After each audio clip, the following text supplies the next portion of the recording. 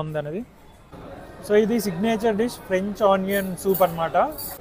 So presentation కూడా చూడండి, చాలా యూనిక్గా ఉంది. ఈ బ్రెడ్లో మనకి ఇలాగా సూప్ వస్తుంది. వావ్, చాలా చీజీగా కూడా ఉంది.